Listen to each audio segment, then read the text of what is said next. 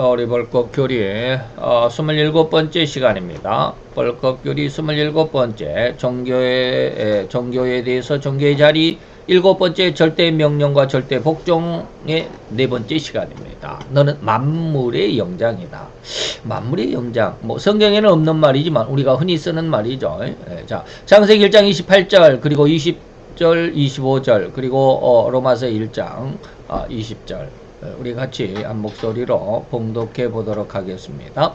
하나님이 그들에게 복을 주시며 그들에게 생육하고 번성하여 땅에 충만하라. 땅을 정복하라. 바다의 고기와 공중의 새와 땅에 움직이는 모든 생물을 다스리라 하시니라. 20절부터 25절까지 하나님이 가라사대 물들은 생물로 번성케 하라. 땅 위 하늘의 궁창에는 새가 나르라 하시고 하나님이 큰 물고기와 물에서 번성하여 움직이는 모든 생물을 그 종류대로 날개 있는 모든 새를 그 종류대로 창조하시니 하나님의 보시기에 좋았더라. 하나님이 그들에게 복을 주어 가라사대 생육하고 번성하여 여러 바닷물에 충만하라. 새들도 땅에 번성하라 하시니라. 저녁이 되며 아침이 되니 이는 5째 날이니라.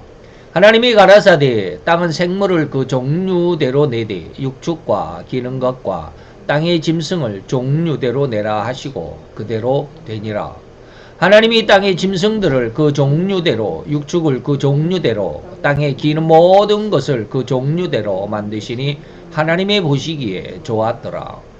로마서 1장 20절입니다. 창세로부터 그의 보이지 아니하는 것들 곧 그의 영원하신 능력과 신성이 그 만드신 만물에 분명히 보여 알게 되나니 그러므로 저희가 핑계치 못할지니라. 아멘.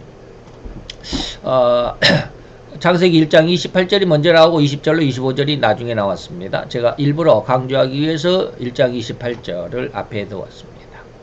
자, 오늘 우리가 종교라고 하는 제1과에서 두 번째 종교 자리의 7번째 시간입니다. 절대 명령과 절대 복종의 관계 4번째, 너는 만물의 영장이다. 우리 인간에게 하시는 말씀이죠. 자, 만물의 영장이라는 의미가 무엇일까요? 교회 용어사전에서 한번 찾아봤습니다. 가장 뛰어난 영묘한, 영화롭고, 신령할 영자죠. 영화롭고 아주 묘한, 신묘한 그런 뜻이죠. 영적이고 아주 묘한 능력을 지닌 것이나 그런 사람을 가리켜서 만물의 영장이다 라고 이렇게 한다라고 그럽니다. 곧 모든 생명을 가진 동물이나 식물을 통틀어서 주관하는 인도자나 또는 지도자가 되라는 명령이다 라고 하는 이 축복. 그래서 뭐 3가지 축복이다 제가 늘 말씀드리는. 그래서 번성하여 땅에 충만하고 땅을 정복하고 모든 생물을 다스리라 하신 것이죠. 이런 것을 명령 또는 축복이라고 할 수 있겠다. 그러나 하나님의 축복인 이 만물의 영장이고 또 지도자가 되라는 영어 표현으로는 2가지가 있는데 보스가 있고 또 리더가 있는데 우리는 보스라기보다는 리더가 된다. 이 그림을 제가 몇 번 보여드렸죠. 보스는 뭡니까? 자기 혼자 모든 사람의 조력을 받아서 모든 사람의 후원을 받아서 지가 혼자 잘난 척, 지가 혼자 대장이 되는 것이죠. 그래서 도중에 이렇게 뭐랄까 우리가 흔히 이제 진화론적인 모습으로 보면 이제 퇴화되는 뭐라고 그래야 되나요?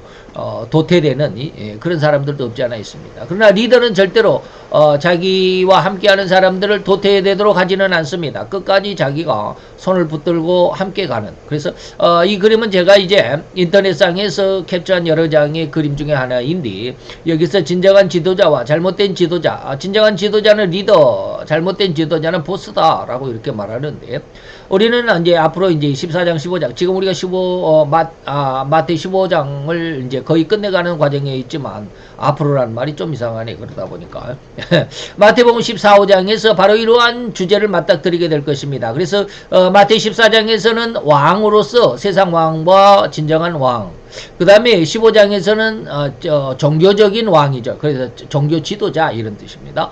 세상 종교 지도자와 참 종교 지도자가 어떠한 차이를 어떻게 다르냐 이 말이죠. 그래서 진정한 지도자는 어떤 습성이고 잘못된 지도자는 어떤 습성으로 살아가는지 이러한 것들이 마태 14장, 15장을 통해서 잘 알아볼 수 있다. 지금 우리가 오전에 마태복음을 지금 15장을 다 했으니까 14장, 15장 거의 다 끝내가고 있죠. 자, 즉 보스는 모든 명예와 영광을 자기만의 것으로 독점을 하죠. 보스는 자기만의 것으로 독점을 하고 있습니다. 그래서 그러한 독점적인 명예와 영광이 조금이나마 도전하는 자, 또 자기의 영광에 피해를 주는 자는 절대로 용서가 없습니다. 오로지 있는 것은 처절하고 처참한 피도 눈물도 없이 가혹할 뿐인 저단만이 남아있을 뿐입니다. 오늘날 민땡당의 생태와 그 현실이 바로 이러한 생태라는 것을 쉬이 들여다볼 수 있을 것이고요. 그러나 리더는 좀 다르죠. 리더는 자기만의 영광과 명예를 치부하고자 하지는 않습니다. 자기만 영광을, 자기만 명예를 얻고자 하지 않는다라는 것입니다. 자기 동료들에게 이것을 함께 하기를 바랍니다. 그래서 예수님도 추수하는 자와 씨 뿌리는 자가 동등한 영광을 그리고 기쁨을 얻는다. 씨 뿌리는 자만 영광을 얻거나 기쁨을 얻는 것이 아니라 그것을 거두는 자 역시 같은 은혜를 얻고 같은 영광을, 같은 기쁨을 얻기를 원한다라고 하시는 예수님의 말씀도 있습니다. 그래서 그들에게 돌아온 명예와 영광까지도 함께 나누고자 할 뿐이다. 그래서 주위의 동료가 힘들어하는 것을 본다면 그는 서슴없이 자기의 모든 것을 희생하면서라도 나눠주면서 용기를 북돋아 줍니다. 그러나 보스는 어떻습니까? 자기에게 조금 피해가 온다 그러면 가차없이 잘라버리죠. 예, 가차없이. 나 너 몰라. 네가 언제 나 알았어. 나는 너 같은 핫바리들하고는 상대가 안 돼. 라고 하는 것이죠. 예. 자, 하나님도 절대로 이러한 리더의 모습을 보여주셨음을 잘 이해하고, 보스가 아니라 하나님은 리더의 모습으로 말이죠. 성부 하나님은 가장 사랑하는 자기 하나밖에 없는 독생자를 오로지 인간 구원을 위한 제물로 내어주셨습니다. 그래서 요한복음 3장 16절에 보니까 하나님은 세상을 사랑해서 독생자를 주셨다. 이것은 뭐예요? 아무도 멸망치 않고 영생을 얻게 하려고 한다. 그리고 또한 성자 예수님은 그렇게 성부 하나님의 사랑으로 오신 성자 예수님은 인간 구원을 위해서 절대로 중요하고 오직 하나밖에 없는 자기의 생명을 내어주면서까지 사랑을 확인해 주셨다. 그래서 예수님은 마태복음 20장 28절, 마가복음 10장 45절에 자기 생명을 많은 사람의 대속물로 주려고 왔다. 또한 성령님도 역시 마찬가지죠. 역시 피를 토하는 심정으로 인간 구원을 위한 외침의 기도로 하나님 앞에 늘 하나님의 우편 보좌에서 우리를 위해서 기도하신다. 그래서 로마서 8장 26절에 오직 성령이 말할 수 없는 단식으로 우리를 위해서 친히 예수님의 우편 보좌에서 그렇게 우리를 위해서 간구하신다. 예. 그래서 성령님의 하나님의 뜻대로 성도를 위해서 이렇게 기도하신다. 그래서 가장 값지고 아름다운 자기를 희생하면서까지 자기의 동료를 그리고 자기의 아들과 딸을 이렇게 사랑한다, 이런 뜻입니다. 이러한 삼위 하나님의 언행이 진실로 리더의 모습이고 이러한 진정한 사랑을 중심으로 이뤄내는 언행이 바로 진정한 리더의 모습이니 너희 성도들 역시 이와 같은 언행으로 살아가야만 한다라고, 그래서 내가 친히 그 본을 너희에게 먼저 보여주었다라고 요한복음 13장에 말하고 있습니다. 내가 주와 또는 선생이 되어서 너희 발을 씻겼으니 내가 너희로 하여금 본을 보여주었다. 그래서 너희도 이와 같이 하라라고 하는 것입니다. 그래서 너희도 서로 발을 씻기는 것이 옳다. 자, 이러한 삼위 하나님이 직접적으로 명확하게 우리 성도들에게 처음 명령하신 의도와 구절이 바로 이런 의미를 가진, 지금까지 말씀드렸던 이런 의미를 가진 하나님의 은혜의 축복, 그리고 또 명령이 바로 창세기 1장 28절이었습니다. 그래서 1장 28절에서 바다의 고기와 공중의 새와 땅에 움직이는 모든 생물을 다스리라 라고 하신 말씀을 더 자세하고 세밀하게 말씀을 하셨는데, 이것이 바로 20절에서 25절 먼저 말씀하시고 결론적으로 28절에 이렇게 세 가지로 말씀하셨다라고 하는 것입니다. 곧 하늘의 새들과 그 다음에 땅에는 동물들, 그리고 물속에는 물고기들을 말씀하셨습니다. 그게 이제 20절로 22절이죠. 그래서 모든 물들에는 생물로 번성케 하라. 그 다음에 땅이, 그 다음에 하늘의 궁창에도 새가 나르라. 그리고 물들 속에는 물고기들이, 그리고 또 날개 있는 모든 새들도 그 종류대로 이렇게 하나님이 만드셨다라고 하는 것이죠. 하나님은 왜 이런 동식물들을 인간들에게 맡기셨을까? 이제 앞으로 그런 것들을 여러분들에게 말씀을 드릴 것입니다. 이 만물의 영장이다라고 이제 오늘 이제 첫 번째로 절대 명령과 복종의 관계 네 번째지만, 여기에서 다시 한번 만물의 영장이다라는 주제를 했고, 만물의 영장을 또 네 가지로 제가 분류를 했습니다. 그래서 식물의 영장, 어류를 다스리는, 조류를 다스리는, 동물을 다스리는 이런 권능. 그래서 만물의 영장이란 어떠한 권능과 어떠한 직분, 그리고 그런 어떤 지혜를 가졌는가라고 하는 것을 한번 4시간을, 각 시간을 통해서 여러분들에게 다음부터 4시간을 말씀을 드리고자 합니다. 그래서 어떤 동식물, 왜 이런 동식물을 맡기셨는가, 그런 것은 다음 4시간입니다. 지금 우리가 더듬어 발굴하고자 하는 중심이 뭐냐? 오늘은 전체적인 그 앞으로 4시간에 있을 아주 전체적인 총괄적인 인간은 만물의 영장이다. 통치자고 지도자고 정복자다라고 하는 것입니다. 그러한 주제를 가지고 그 의미를 발굴하고자 하는데, 지금 이러한 각 땅의 수목 동물들, 그리고 하늘의 새들, 바다의 물고기들을 연구하고 이들을 통해서 얻고자 하는 의도가 적합한가 하는 의문에 우리는 답하는 순간이 오늘 이 시간 총체적이다, 이런 뜻입니다. 자, 그래서 예수님께서도 이런 동식물들을 비유하시면서 우리 인간들의 연약한 신앙을 꼬집기도 하셨습니다. 동식물들을 하나님께서 우리에게 보여주셨습니다. 가시나무는 어떤 생태냐? 너희들에게 이런 가시나무 같은 특성이 있다라고 하는 거죠. 또 뭐 백합화를, 또 수선화를, 그리고 또 뭐 백향목을, 잣나무를, 뭐 이런 것들을 하나님께서 우리에게 주시면서 거기에 대한 특성들을 잘 연구해 보면 바로 우리들의 신앙이 하나님 앞에 어떠한 모습으로 어떻게, 그리고 결과는 어떻게 나타날 것인가라고 하는 것들, 그런 것들을 우리에게 알게 하시기 위해서 그냥 무턱대고 주신 게 아니다 라고 하는 것입니다. 그런 내용들이 앞으로 4시간 동안 여러분들에게 기대감을 갖게 하실 것입니다. 이랬던 동식물을 통해서 우리 인간의 흉악하게 죄악으로 떨어져 죄인으로 전락해버린 그 흉악한 심성의 진면목을 알도록 하시기 위해서 맛보기로 또는 본보기로 이러한 것들을 우리에게 주셨습니다. 아주 오래전에 제가 신학교 시절에 읽었던 한 책의 내용을 소개해보고자 합니다. 도란노소원, 지금은 뭐 절판되었지만 1988년 6월 4일 6월 달에 4판으로 인쇄를 끝으로 절판된 서대훈님, 지금 이분이 목사님이 되신 당시에는 집사님이셨습니다. 서대훈님의 빛이 있으라라는 이런 이 책입니다. 빛이 있으라라는 이 책. 그러니까 이제 마지막 이제 판권의 모습이고, 이건 표지인데요. 이 책의 내용으로 하나님께서 세상을 처음 창조하실 때의 상황을 영적인 은혜로 인해서 소설처럼 기록한 내용을 잠시 제시해 봅니다. 이게 꼭 여러분들이 책을 읽어보시면 어떤 느낌을 받느냐면, 이게 꼭 저기 신라권, 그 다음에 복락원, 밀톤의 그 신라권과 복락원을 읽은 그런 느낌입니다. 그래서 우리 옛날에 밀턴에게 신라권과 복락원이 있었다면 우리나라에는 이게 서대훈 집사님의 빛이 있으라는 책 거의 비슷합니다. 그런 내용인데, 이 내용의 62페이지, 63페이지만 제가 여러분들에게 잠시 소개할 것입니다.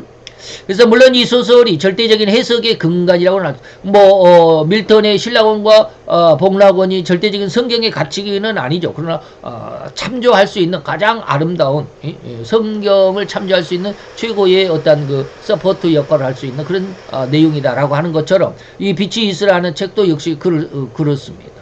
그래서 결코 아무 소용이 없는 무가치한 것으로 치부해 버릴 수도 있는 그런 부분이 아니다 보니까 우리가 이제 참고하라는 의미로 여러분들에게 제시를 해드립니다. 근데 이게 이제 책을 제가 이제 이렇게 프린트를 뭐 스캔을 해가지고 이렇게 보여드리는데 잘 안 보이죠? 그래서 제가 여기에서 이제 이렇게 원고로 이렇게 표현을 그대로 옮겨봤습니다.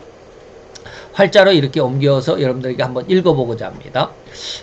그러나 육체가 영혼을 거부하고 독자적인 길을 가게 될 경우라는 이 말씀으로 시작을 합니다. 62페이지입니다. 자, 육체가 영혼을 거부한다. 무슨 말인지 이해가 되십니까? 하나님을 거역하고 독자적인 길, 인간의 모습으로만 살아가게 될 경우 어떠한 일이 있겠느냐라고 하는 것이죠. 하나님께서는 인간이 그렇게 될 경우에 대한 대책을 완료하셨을 텐데, 인간이 죄를 짓고 하나님을 떠나서 개인적으로 개별적으로 살아가게 될 때 여기에 대한 하나님의 계획이 있을 것이다 라는 것입니다.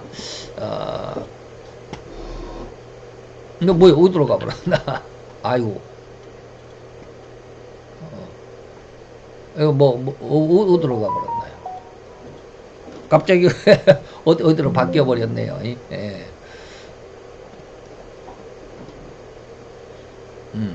하나님께서 인간이 그렇게 될 경우에 대한 대책을 완료하셨는데, 그 경우에 관하여 생각하시는 것조차 원치 아니하셨을까? 이제 서대훈님이 그 기도를 많이 하셨다고 그래요. 서대훈 집사님이 그때 기도하면서 창세기 1장에서 5장까지의 내용을 어떤 환상 중에서 그것을 영적으로 어떤 그 드라마 같이 이렇게 봤다고 그래요. 그러면서 이제 기록한 내용입니다. 꼭 저는 이것을 읽어보면서 그 당시 제가 신학교 때는 이것을 읽어보면서 뭔 뜻인지도 몰랐어요.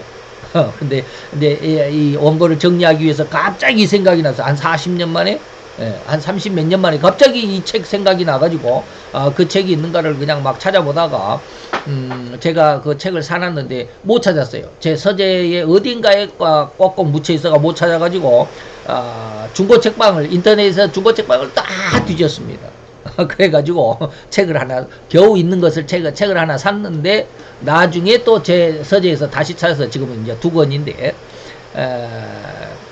어쨌든지 그때 그 생각이 나서 그 책에 이제 이러한, 다시 말하면 제가 뭘 생각을 했느냐면, 여기서 제가 이제 그 부분만을 여러분들에게 지금 제시해 드린다고 그랬는데, 원숭이를 보고 인간이, 영이 죽어버린 인간의 모습을 보았다라는 그런 내용이 이제 나옵니다. 그것만이 기억나요. 그 한 대목만 기억나요. 그 많은 내용 중에서 그것만 돼. 그래서 오늘 여기에 만물의 영장이다 라고 하는 부분을 제가 이제 기도하면서 원고를 쓰는데 갑자기 그 부분이 생각이 나서 그 책의 원문을 한번 인용을 해야지 해가지고 이제 책을 찾아보게 됐는데요. 그래서 그 책을 읽어보면서 뭐 다 읽지는 않았지만 앞부분을 읽어보면서 밀턴의 신라곤과 너무 비슷하다라는 그러한 느낌을 받았습니다.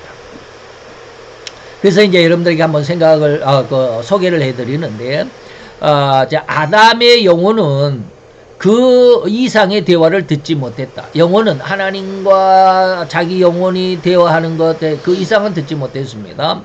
어진 어버이 같은 영혼은 한 폭이 난을 키우듯 정성을 다해 길러야 할 육체를 위하여 더운 가슴의 모종을 풀어 헤쳤다. 아주 뜨거운 가슴으로 자녀를 사랑한다, 양육한다, 그런 뜻이죠.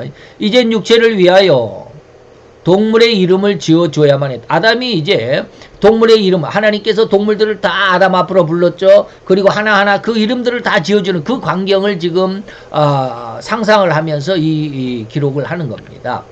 하나님께서 아담에게 동물의 이름을 지어주라 하신 것은 그것들이 이름이 없어서라기보다는 이름을 지어주는 과정에서 육체가 영혼으로부터, 잘 보셔야 돼요.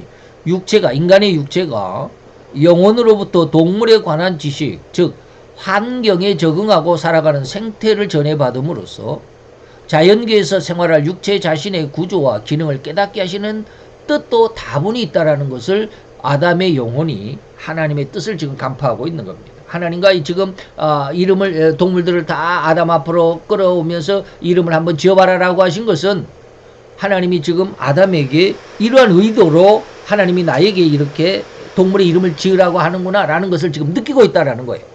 그래서 자연 우주 만물계에 우리가 로마서 1장 20절에 뭐요?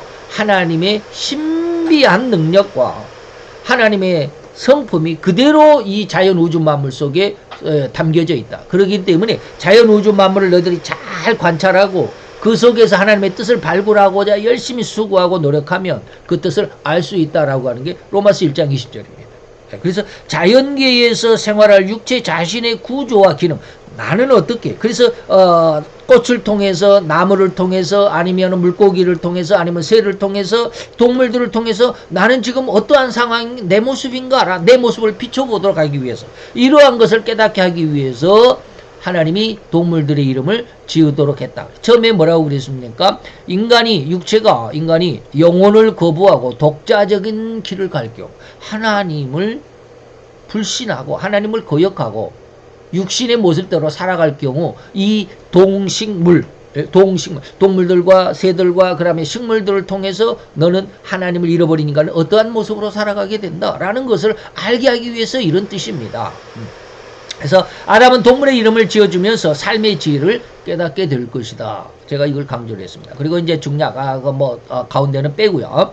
자, 숲의 향기와 푸르름 그리고 많은 동물에 둘러싸여 아담을 눈여겨보시는 하나님의 심정이 흐뭇한 기대감으로 설레시는 것일까?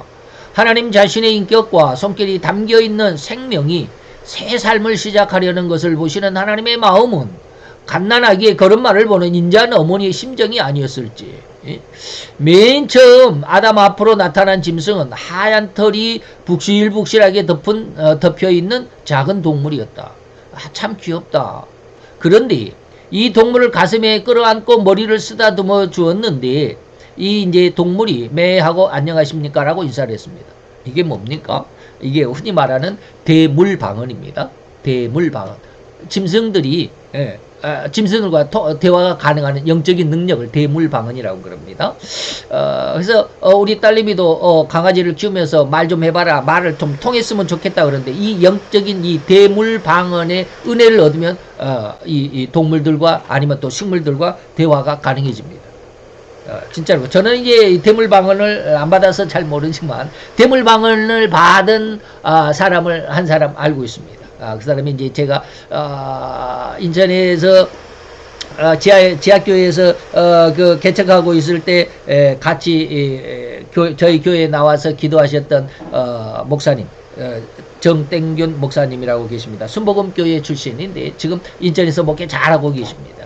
그분의 첫째 딸이 좀 많이 그 아빠가 부목사 하면서 많은 그런 압박을 뭐라 그럴까, 이 압박을 받았다고 이렇게 표현해야 될는지 모르지만 원목에게 많이 이렇게 시달림을 받죠. 시달림을 받는다. 좀 말이 좀 이상하네. 예.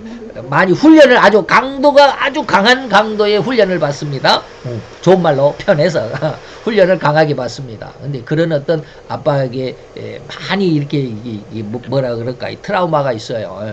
그래서 어떻게 보면 완전한 자폐는 아닌데 자폐증 비슷하게 그런 어려움이 있었어요. 그래가지고 저희 교회에 나와서 그때는 어렸을 때죠. 한 3살 4살 그랬을 때였는데 막 의자 밑으로, 설교 시간에 의자 밑으로 들어가서 막 기어다니기도 하고 굉장히 어려웠습니다.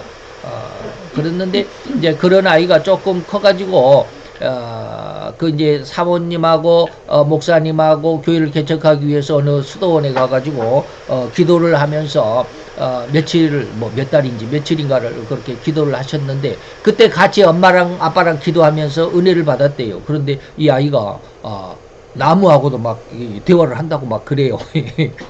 그래서 저는 한 번도 이제 그걸 본 적은 없어요. 그랬는데 이제 그 사모님 와서 이야기를 하는 게 그러더라고요. 어느 날 그 사모님이 아는 목사님인가 어떤 지인의 집에 딱 갔는데 방에가 그 거실에가 나무 화분이 있었는데 화분이 시들시들 죽어간대요. 아무리 해도 잘 안 살아나고 죽어간대요. 그랬는데 얘가 가만히 그 나무를 이렇게 쳐다보고 가만히 말도 안 하고 있더니 엄마 그러더래요. 사모님한테, 자기 엄마한테, 엄마 이 나무가 지금 많이 아프대요. 그렇게 그러더래요. 그래서 뭐가 아프다고 그러냐 그러니까는 이 화분 밑에가 뭐 어떻고 해가지고 뭐 이 뿌리를 내려야 되는데, 이 나무가 뿌리를 내려야 되는데 뿌리를 내릴 수 있는 그 방해하는, 뿌리를 내리는데 방해하는 무언가가 이 화분 속에 있대요. 그러니까 그걸 이렇게 치워주면 나무가 낫겠대요. 그래가지고 깜짝 놀랐고 그 주인이 화분갈이를 다 했답니다. 그리고 나서 그 화분이 잘 자랐대요. 자, 그러기도 하고, 그때 저희들이 인천 북해동에 삼릉마을이라고 하는 곳에 저희들이 교회가 있었는데, 지금은 이제 없어졌어요. 거기가 다 개발을 해가지고, 지금은 이제 그쪽에 도로가 나가지고 없었는데, 그 도로가 나기 전에 그 마을에 큰 은행나무가 하나 있었습니다. 아주 그냥 가을이 되면 노란 그 은행나무 잎이 아주 엄청나게 큰 나무가 있었는데, 그 나무하고 지나다니면서 그 나무하고도 그렇게 얘기한대요. 야, 너는 참 좋겠다. 이렇게 기차들이 왔다 갔다 하는 거, 사람들이 왔다 가는 거, 뭐 이렇게 왔다 갔다 하는 거 이렇게 막 보고 있으면 너는 참 좋겠다. 그러니까 나무가 막 그것도 대답하고 나는 그래, 그런 것이 참 좋아. 그런데 뭐 어쩌고 저쩌고 한다고 막 그런 이야기도 하고 막 그랬대요. 그래서 이게 뭐냐면 대물방언입니다. 아담에게는 처음에 이런 은혜가 있었을 것이 분명합니다. 그래서 매하고 안녕하십니까 라고 인사하는 이 동물이 바로 이제 나중에 양이다 라고 이렇게 이제 이름을 짓는데 한번 보세요. 이 어떤 그 묘사하는 것이 참, 그래서 제가 이제 밀턴의 신라권이나 복락원의 이러한 그 내용과 비슷하다라고 하는 말을 먼저 말씀드린 게 그런 내용이에요. 이렇게 인사하는 동물을 아담의 육체가 귀여워하는 순간이 그 아담의 영혼은 그 동물에게서 영적으로 전해오는 상징적인 의미를 느꼈다. 이거 기가 막힌 거죠. 그래서 하얀 털이 붉은 피로 흠뻑 물들고 괴로운 비명을 지르며 고통 중에 죽어가는 이 숙연한 모습을 이 조그마한 동물에게서 지금 그 이미지를 받는 거예요. 영적으로 이렇게 교제가 되는 겁니다. 그래서 이상한 일이군. 이 같은 동물에게서도 영적인 의미가 나타나나? 이런 거죠. 하나님께서 감춰놓으신 어떤 뜻이 있음이 분명하구나. 그가 그 비밀을 알게 된 것은 매우 오랜 후의 일이었다. 아담이 이제 알게 된 것이 오랜 후에 이것이 우리에게 하나님은 먼저 알게 하시고 그것을 이제 나중에 깨닫게 하시고 그러죠. 그래서 아담 앞에 맨 먼저 등장한 이유와 함께 맨 먼저 왜 이 북실북실한 하얀 이 털을 가진 짐승 나중에 이제 양인데 이것이 맨 먼저 왔던 이유 그리고 그 영혼이 동물의 모든 지식을 속속들이 전해 주었을 때 아담은 고개를 끄덕이면서 기뻐하며 말했습니다. 그래서 이름을 그때는 이제 이 양이 나중에 예수님을 대속하는 그 상징물이라는 것을 알지 나중에 후에 오랜 후에 알았다라고 그러잖아요. 이거 참 기가 막힌 그런 표현들이에요. 그런데 그래서 이제 아담은 내 이름은 양이다. 매우 좋은 동물이구나. 앞으로 사람과 매우 친하게 되겠구나. 녹색의 잔디 위에 양을 살며시 내려놓자 자그마한 새끼 양은 잿빛 눈망울을 초롱초롱 굴리면서 매하고 한 움큼의 미소를 짓고 이제 떠나갔다. 그 다음이었습니다. 이때였다. 검은 동물 이제 이 파란 동물을 제가 이렇게 파란 글씨로 이렇게 쭉 했는데 그다음 빨간 글씨까지 자 한번 봅시다. 검은 동물 한 마리가 옆에 갈색 나뭇가지를 요란하게 흔들며 뛰어내렸습니다. 혀를 날름거리며 교활한 표정에 캑캑하고 소리를 질렀습니다. 좁은 얼굴 부분을 제외하고는 온몸이 검은 털로 덮여 있었습니다. 다른 동물과는 달리 두 발을 땅에 딛고 서 있었습니다. 그러니까 두 발 달린 직립보행하는 그러한 동물이었습니다. 두 팔과 얼굴 모양이 사람을 약간 닮기는 했지만 손과 발 마디의 구조나 꼬리가 있는 등 신체적인 균형이나 생김새가 영 이상해 사람과는 같지 않았다. 다른 건 비슷한 것도 있다. 영혼은 처음 순간부터 이 사람과 흡사하지만 근본적인 차이가 있음을 알게 되었죠. 아담이 이 동물을 보는 순간 딱 알게 되었죠. 사람과 비슷하지만 사람과는 엄청난 차이가 있구나라는 것을 알게 되었습니다. 놀랍게도 이 동물에게서 영적인 의미가 풍겼습니다. 어떤 영적인 의미냐? 그것은 양과 다르게 왜 사람의 모양을 닮았을까? 이것에 초점이 맞춰져 있었습니다. 그리고 그 의미는 쉽게 해석이 되었습니다. 이게 바로 이제 영을 잃어버린 인간들, 하나님을 거역한 인간들의 모습입니다. 제가 이제 결론을 먼저 말씀드립니다. 육체여 이 말입니다. 영이 없는 육체여. 이 동물을 잘 봐요. 분명 사람과 비슷한 점이 있지요. 그러나 분명히 알 것은 이것은 동물이고 사람은 아닙니다. 사람은 사람입니다. 이게 좀 이상하네. 사람은 동물은 동물이고 이것은 동물이고 사람은 사람입니다. 그러니까 사람과 동물이 전혀 다르다 이런 뜻입니다.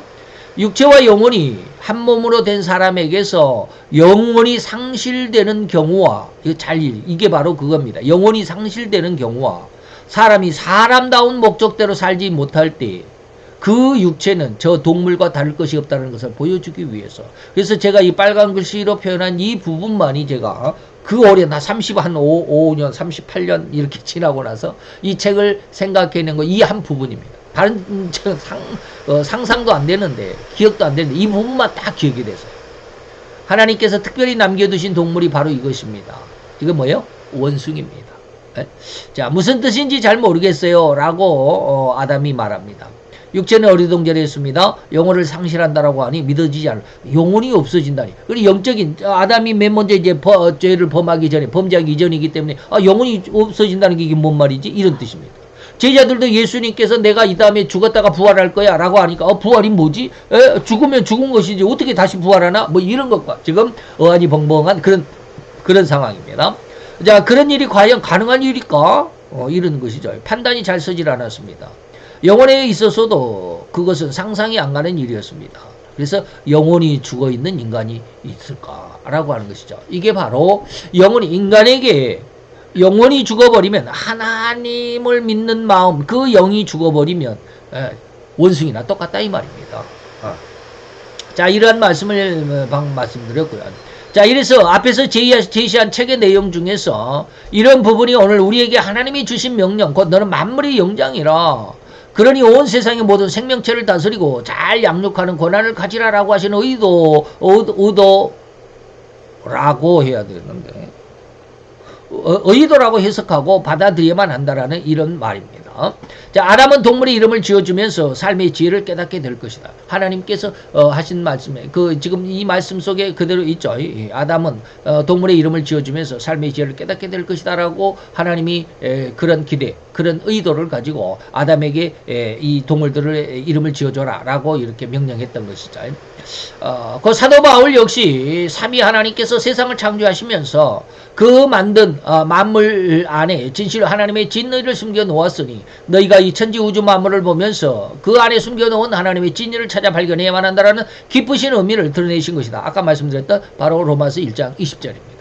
창세로부터 그의 보이지 않는 하나님의 보이지 않는 것들, 영적인 내용들이죠. 그래서 그의 영원하신 능력과 신성이 그 만드신 만물에 분명히 보여 알게 된다. 그 속에 다 담아놨다.